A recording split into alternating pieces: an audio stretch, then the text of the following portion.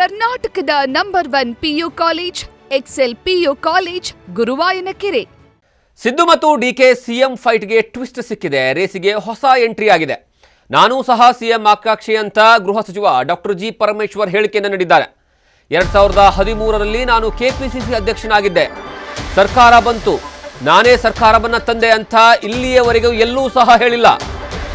Power ಕೊಡ್ತಿರೋ DK ಶಿವಕುಮಾರ್ಗೆ ಕೊಟ್ರ counter ಅನ್ನುವಂತಹ ವಿಚಾರ ಇಲ್ಲಿ ಪ್ರಶ್ನೆ ಮೂಡ್ತಾ ಇದೆ. 2013ರಲ್ಲಿ ಕಾಂಗ್ರೆಸ್ ಸರ್ಕಾರ ಅಧಿಕಾರಕ್ಕೆ ಬರೋದಕ್ಕೆ ನಾನೇ ಕಾರಣ ಅನ್ನುವ ರೀತಿಯಲ್ಲಿ ಡಾಕ್ಟರ್ ಜಿ ಪರಮೇಶ್ವರ್ ಹೇಳಿದ್ದಾರೆ. ಕಾರಣ ಏನು ಅಂದ್ರೆ ಡಾಕ್ಟರ್ ಜಿ ಪರಮೇಶ್ವರ್ 2013ಕ್ಕಿಂತ ಮುಂಚಿತವಾಗಿ ಕೆಪಿಸಿಸಿ ಅಧ್ಯಕ್ಷರಾಗಿದ್ರು.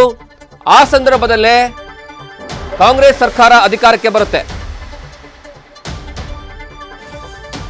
ನಾವು ಯಾವಾಗಲೂ ರೇಸಲ್ಲಿ ಇರ್ತೀವಿ ಕಣ್ರಿ, ಅದೇನೋ ದೊಡ್ಡ ವಿಚಾರ ನೋಡಿ. ಈಗ 2013ರಲ್ಲಿ ನಾನು ಪ್ರದೇಶ್ ಕಾಂಗ್ರೆಸ್ ಸಮಿತಿ ಅಧ್ಯಕ್ಷ ಆಗಿದ್ದೆ. ಸರ್ಕಾರ ತಗೊಂಡು ಬಂದ್ವಿ.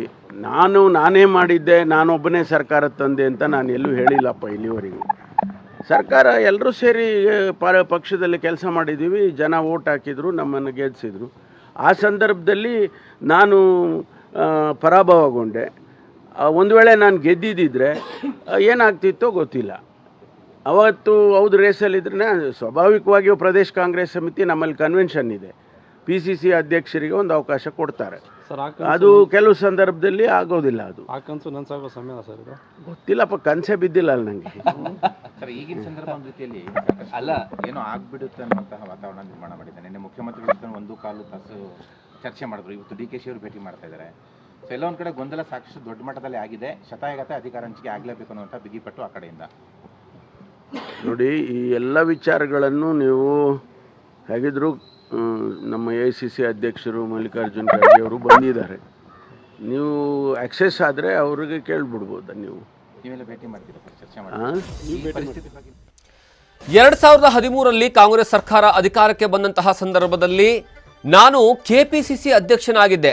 ಆವಾಗಿಂದನೂ ಸಹ CM ರೇಸ್ನಲ್ಲಿದ್ದೆ. ಒಂದು ವೇಳೆ ಏನಾದರೂ ನಾನು ಗೆದ್ದಿದ್ದೆ ಆದರೆ ಅಂದರೆ 2013ರಲ್ಲಿ ಚುನಾವಣೆ ನಡೆದಂತಹ ಸಂದರ್ಭದಲ್ಲಿ ಕೊರಟಗೆರೆಯಿಂದ ಡಾಕ್ಟರ್ ಜಿ ಪರಮೇಶ್ವರ್ ಅವರು ಸೋಲನ್ನು ಅನುಭವಿಸ್ತಾರೆ. ಆ ಸಂದರ್ಭದಲ್ಲಿ ಇವರು KPCC ಅಧ್ಯಕ್ಷ ಇರ್ತಾರೆ. ಅಂದರೆ ಕರ್ನಾಟಕದಲ್ಲಿ ಕಾಂಗ್ರೆಸ್ ಸರ್ಕಾರ ಅಧಿಕಾರಕ್ಕೆ ಬರುತ್ತೆ.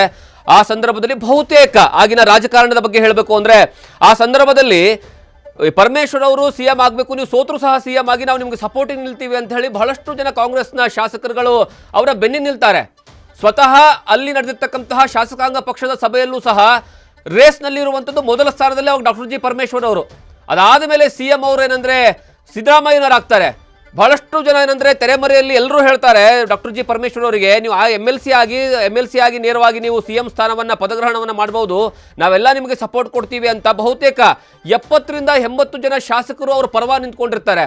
ಆದರೂ ಸಹ ಆ ಸಂದರ್ಭದಲ್ಲಿ ಡಾಕ್ಟರ್ ಜಿ ಪರಮೇಶ್ವರ್ ಒಂದು ಹೆಜ್ಜೆ ಮುಂದೆ ಹೋಗಿಲ್ಲ ಅನ್ನುವಂತಹ ಆರೋಪ ಮತ್ತು ಬಹಳಷ್ಟು ಜನರ ಅಸಮಾಧಾನವೂ ಸಹಿತ ಆ ಸಂದರ್ಭದಲ್ಲಿತ್ತು. ಈಗಾಗಲೇ ಈ ವಿಚಾರಕ್ಕೆ ಸಂಬಂಧಪಟ್ಟ ಹಾಗೆ ಡಾಕ್ಟರ್ ಜಿ ಪರಮೇಶ್ವರ್ ಅವರು ಈ ಬಾರಿ ಮತ್ತೊಂದು ಸರಿ ಹೇಳಿಕೆಯನ್ನು ಕೊಡುವಂತಹ ಕೆಲಸವನ್ನ ಮಾಡಿದ್ದಾರೆ. ಅಂದ್ರೆ ನಾನು ಅವಾಗಿಂದನೂ ಸಹಿತ ರೇಸ್ನಲ್ಲಿದ್ದೆ, ಅವಾಗ ಒಂದು ಸ್ವಲ್ಪ ಮುಂದೆ ಹೋಗಿದ್ರೆ ಏನಾದರೂ ಆಗ್ತಿತ್ತು ಅನ್ನುವಂತಹ ವಿಚಾರವನ್ನ ಹೇಳ್ಕೊಂಡಿರುವಂತದ್ದು.